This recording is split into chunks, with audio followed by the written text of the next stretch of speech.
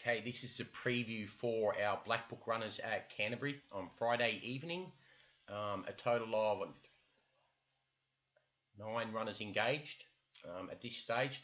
First thing for the Canterbury meeting that's rather important on Friday, with this being done on Wednesday night, this preview. The weather. Okay, Thursday looks like we may get rain, and also Friday we may get rain. If we have a look at the precipitation, it looks like we have a good chance of rain late into Thursday night and then also early into Friday as well. So we just need to keep an eye on that. Scattered thunderstorms predicted on a good 3 at the moment, but that may be downgraded if rain comes.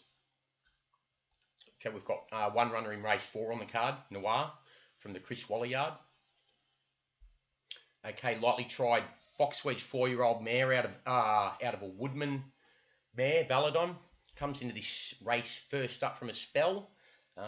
This is a run that we blackbooked it off here back at Canterbury when it beat Dream I Can. Good form coming out of the race. Second horse home. Oh, well, there's the winner, Noire. The second horse home came out and ran second, beaten 0.1 for the same 40k tag at Kembla next start. Third horse home, Frank's a form, wins 2 starts later at Gosford by 2.5. Won a trial at Warwick Farm prior to that over in Costa Line. And then good margins further back as well, as you can see, consistent. Fourth horse home, came out and won next start at Scone. Fifth horse home, came out and won next start at Scone by a big margin, 3.1. So all in all, the form out of this win of Noire, its first win at its third career start, was pretty good. First up from a spell here, coming off a decent trial third to Straturbo. Well placed in this race, gets a 3 kilo claimer up for it.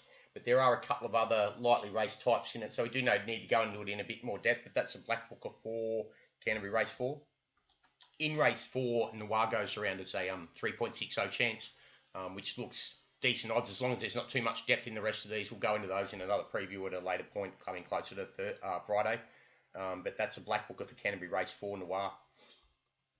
Okay, we've got 4 Blackbookers in race 5. Vega's the top weight. We've also got Happy Go Plucky, Blanco Cara, staying tight, probably looking for further, and the Cheetah. With 4 in the race, we'll just have a quick look at these. Vega by Lope to Vega, size flying at the moment, out of the Flying Spur mare. One well first up from a spell at Bathurst, running away from him by a 2.7 length margin, coming from well off the pace. Obviously good scope for more, stepping up to 1200 metres here. Carries the same 61 kilo weight. Okay, Happy Go Plucky's the next of them. He's by Pluck, a sire that we've talked about a fair bit recently. More than ready line sire, out of a Hassan A mare, 4 from 12 career record. Gets in with 55 kilos after winning here at Dubbo over 1440 at the end of last preparation in really quick time, carrying 61 kilos. So it drops 5 kilos on that run, 6 kilos on that run, which does seem pretty well in at the weights, worthwhile having a closer look at. Blanco Cara is the third Blackbooker in race 5, by Kate Blanco out of a Stravinsky mare, so a real staying pedigree. Looking for further, has shown that in its form as well. Obviously has a bit of ability, running 5th in the Gold Coast Bracelet at listed level, but this would probably be too short for it, one would think, further on down in its preparation. The Cheetah's the 4th Blackbooker, interesting one. By Wanted out of a Futsachi Pegasus mare, but blinkers come off first time, winkers go on from the Hawks yard. Always a good sign. Definitely worthwhile having a closer look at. He drops back in class a little bit here. Realistically, that was a pretty tough race where he finished down the track behind Star of Africa, but he was showing good signs first up from a spell where he was only 0.4 of a length off Amber Werder at Gosford. So he'll come on from that run. He may improve a fair bit, and I'm not sure what price he is at the moment. We'll just have a look. Yeah, so the Cheetah is 10 into 9.5 so far. Vega, the other Blackbooker, 5 into 4.8. Happy Go Plucky, 15 to 13. And Blanco Cara, the stayer, well, there's been a nibble for it, 18 into 17. But they're the 4 Blackbookers in race 5 at Canterbury. Serene Miss is a favourite at 2.60. That needs to be looked at a lot closer from the Lees yard, undefeated. In race 6, we've got Galaxy Warrior. Pretty well placed, this horse. I think it must have been a late acceptor here. It's first emergency with 57 kilos, and those down on the minimum have got 54. So He's obviously been a late acceptor for this race, but he comes through two much stronger races his last two starts, where he's been knocked off only 1.6 by Way Anchor and Gamblers Rules for 100k tag over 1400. Good closing pars, only 1.6 lengths off him at the end. So the step up to 1550 should suit, and he's pretty strong through the line when he won this race back here at Dubbo. That was on the back of this good trial win over Prattler and Cosmologist at Mudgee. So he's certainly going in the right direction. 5 from 15. And we're currently getting 4.8, I think, from memory. Yeah, 4.5 to 4.6. So definitely worthwhile having a much closer look at in this class. Sellerman is the favourite at the moment at 3.8. Sneaky won at double figure odds in race 7, no escape. Okay, interestingly, that if the rain does come, this one comes right into the race. He gets in with 53.5 kilos on the back of winning his last two on end by shell scrape out of a distant music mare. Won here over 1400 at Forbes on a soft 5, 3.5 lengths, going away from him, coming from 5th. And then stepped up in class for 30k tag at Newcastle on the Beaumont track. And won pretty impressively. The horse back in third, Animali, is a decent type. So there's a fair bit to be taken out of that he's won his last two in decent types of races. Drops in weight from 60, 57 down to 53.5 here. If the rain comes, that price of $18 and $4.80 is starting to look rather attractive. In the last race on the card, race 8, we've got two Blackbookers. Number 1, Coys, and number 9, Malmas. Coys goes around as a 13.0, 4.0 chance, and Malmas goes around on the $9 line, $3 a place. Coys is an interesting type. He's a real staying pedigree by Dylan Thomas out of a Galileo mare, and it's really come of age, his preparation.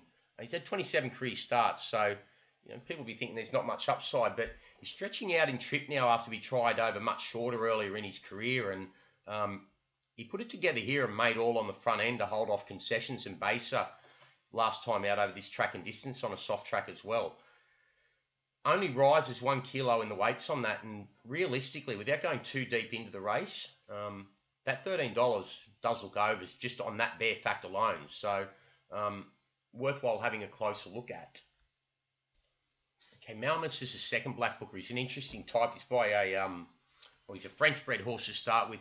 He's by a son of Oasis Dream, Aqualarm, and Aqualarm himself has Rainbow Quest on the bottom half of his pedigree. Oasis Dream being a speed, so a lot of people think that Aqualarm, or he'll throw to the sprinting side, but he actually throws to the to his dam side of his pedigree, down the Rainbow Quest side, and this one seems to be the same, and that's enhanced being out of a French-bred Dubawi mare as well. Aqualarm won the Prix de Moule and ran second to Golda Cova over a mile at Group 1 level in France, and third to Parco Boy in the Queen Anne. So he was a top-class son of Oasis Dream.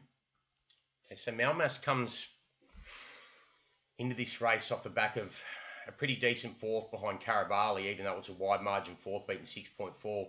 It's pretty strong through the line that day, coming from well off the pace. Sort of put the writing on the wall. He originally did his racing over in France, and he showed signs back then at his second career start when he was third over 10.5 furlongs that he's capable of staying a trip. And once he got to Australia, he put it all together here at Benalla on a heavy track where he made all and won by 7.